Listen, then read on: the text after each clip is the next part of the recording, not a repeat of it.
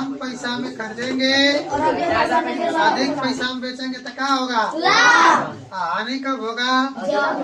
अधिक पैसा में खरीदेंगे कम पैसा में बेचेंगे तो क्या होगा? क्या होगा? तो जरा याद रखिए लाभ और हानि। तो जो कम पैसा में खरीदाएगा, खरीदे गए मूल्य को हम क्रय मूल्य कहते हैं। क्या कहते हैं? खरीदे गए मूल्य को क्या कहते हैं? बेचे गए मूल्य को बात समझ में आया? देखो कोई आदमी था, उसने खरीदा केला। क्या खरीदा? तो केला क्या कर रहा है? खरीद रहा है। क्या कर रहा है? खरीदा ना, केला को क्या किया? खरीदा। तो खरीदे गए मूल्य को क्या कहते हैं? क्रय मूल्य। क्या कहते हैं? क्या कहते हैं? याद हो सभी को? खरीदे गए मूल्य को क्या कहते हैं? और बेचे गए मूल्य को? केला ले जाके खरीद के क्या किया? तो बेचे गए मूल्य को क्या कहते हैं? क्रय मूल्य। क्या कहते हैं? याद हो गया सभी को? आपको खरीदना और बेचना, उसमें लाभ हानि में कम लिखेगा। आपको कहेगा कि क्रय किया गया, विक्रय किया गया। समझ गए ना? वही में लड़के लड़की लोग बड़ा दिमाग एकदम चक्रिया आ जाता कि हम कैसे लगाए। समझ में आ रहा है ना? तो याद रखिएगा कि क्रय मूल्य किसे कहते हैं? खरीदे गए मूल्य को क्रय मूल्य, खरीदे गए मूल्य को और बेचे गए मूल्य को बेचे गए मूल्य को। तो इसका सूत्र क्या बन जाएगा? लाभ। लाभ कब होगा? विक्रय मूल्य माइनस क्रय मूल्य। राम 4 रुपया का बिस्कुट खरीदा और उसने 5 रुपया में क्या किया? बेच दिया। तो लाभ बताइए। क्या बताइए? लाभ बताइए। तो क्या करेगा उसमें से? जो 4 रुपये का क्या किया था? खरीदा था। अब 5 रुपये में क्या किया? बेचा। तो बेचे गए मूल्य में से खरीदा हुआ मूल्य क्या करेंगे? घटा देंगे। हमको क्या मिला? लाभ। लाभ कितना मिला? समझ में आया? तो अब उसमें परीक्षा में क्रय और विक्रय लिखता है। याद रखिएगा कि विक्रय मूल्य मतलब बेचे गए मूल्य और क्रय मूल्य का मतलब खरीदे गए मूल्य। और हानि कब होगी? जब क्रय मूल्य क्या होगा? अधिक होगा और विक्रय मूल्य क्या होगा? कम होगा। तो क्या होगी? हानि होगी। समझ पा रहे कि नहीं?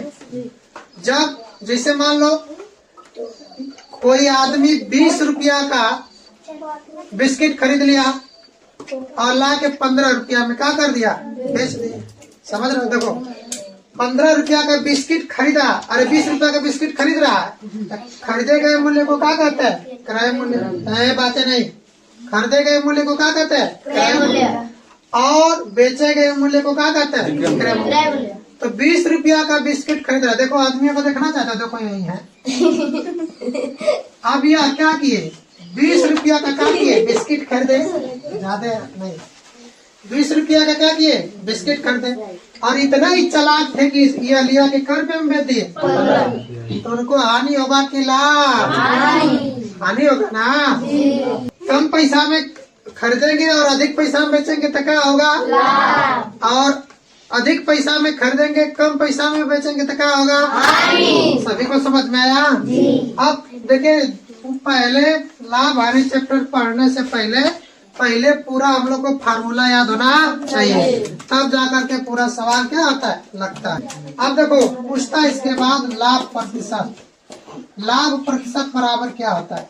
लाभ प्रतिशत बराबर सूत्र होता है लाभ रुपया गुणे 100 बटा में क्या? क्रय मूल्य। क्या हो? क्रय मूल्य। समझ में आया? हानि प्रतिशत बराबर सूत्र क्या होता है?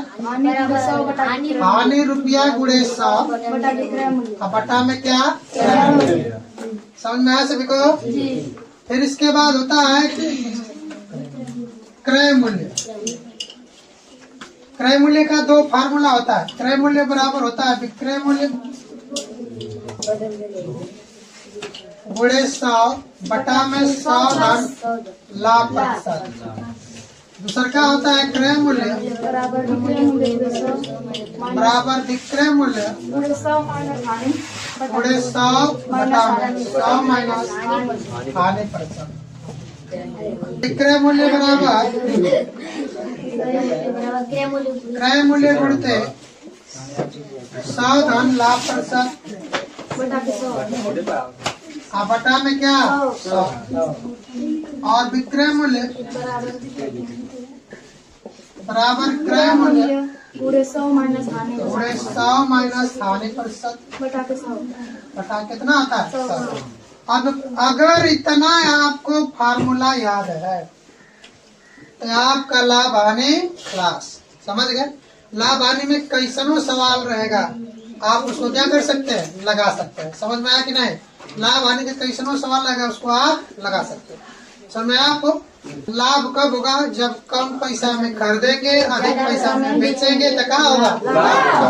हानि कब होगा जब ज्यादा अधिक पैसा में खरीदेंगे कम पैसा में बेचेंगे तो क्या होगा हानि होगा।